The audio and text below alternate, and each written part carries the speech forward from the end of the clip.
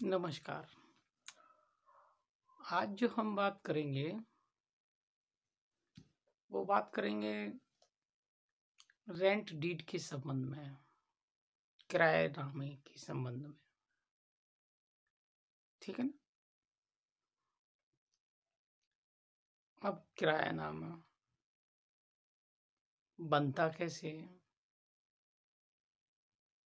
आपने ज़्यादातर देखा होगा कि लोग जो किरायानामा बनवाते हैं वो 11 महीने का ज़्यादातर चलन में लोगों के पास 11 महीने का किरायानामा बना हुआ मिलेगा।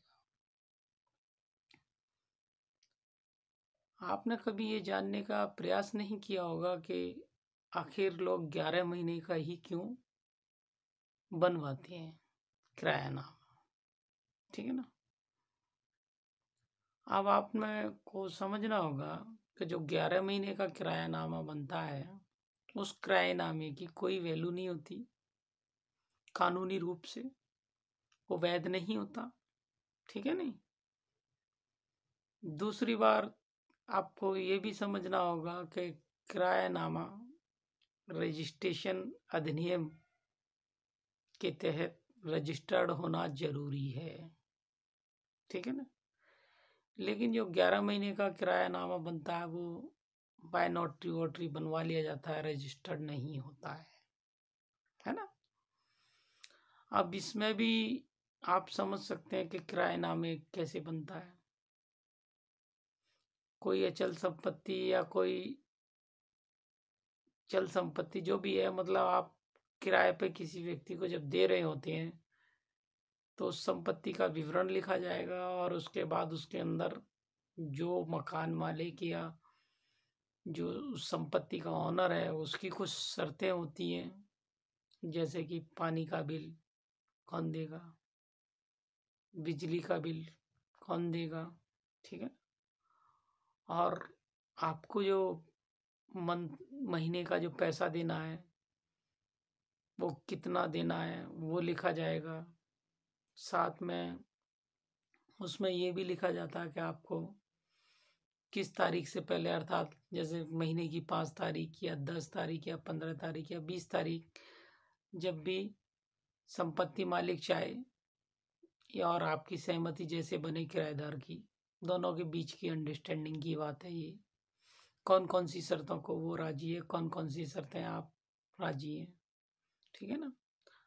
अब बहुत बार इस तरह की कंडीशंस भी होती हैं ताकि आपको 10 बजे से पहले शाम को घर आ जाना है, मेन गेट पे बार बार कोई नहीं आएगा। ठीक है ना।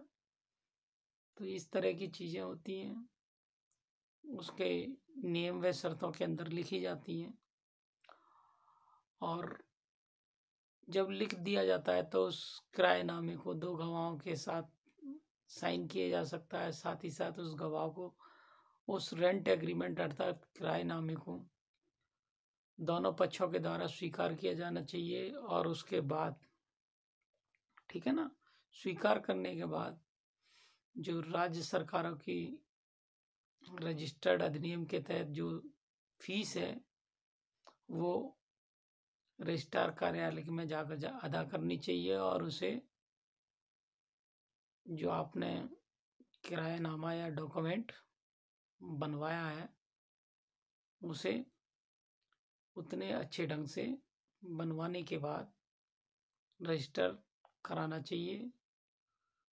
रजिस्टर कराने के पश्चात एक प्रति अपने पास मकान मालिक को रख लेनी चाहिए, एक प्रति किराएदार को दे देनी चाहिए। ठीक है ना। और उसके बाद अगर किन्हीं कंडीशनों को किराएदार फॉलो नहीं करता है या वो मानने के लिए तैयार नहीं है तो आप कोर्ट के माध्यम से उन शर्तों का पालन करा सकते हैं। और अगर मकान मालिक है किराएदार मानने के लिए तैयार नहीं है तो वो भी कोर्ट में जाकर जो शर्तें मकान मालिक के द्वारा अधिरोपित की गई थी विरुद्ध किराएदार के, वो मान नहीं रहा तो वो वहाँ जाके मानने के लिए बाध्य किया जा सकता है कानून के द्वारा। ठीक है ना। दोनों ही पक्ष लगभग जा सकते हैं कोर्ट के अंदर। यदि कोई भी एक पक्ष किसी शर्त या नियम का पालन नहीं कर रहा है तो ठीक है ना। अब ये दोनों की आपसी अंडरस्टैंडिंग है कि वो कब तक उन शर्तों का पालन करते हैं या नहीं करते हैं, ठीक है ना। वैसे तो करना ही चाहिए क्योंकि नॉर्मली आपकी ये ड्यूटी है।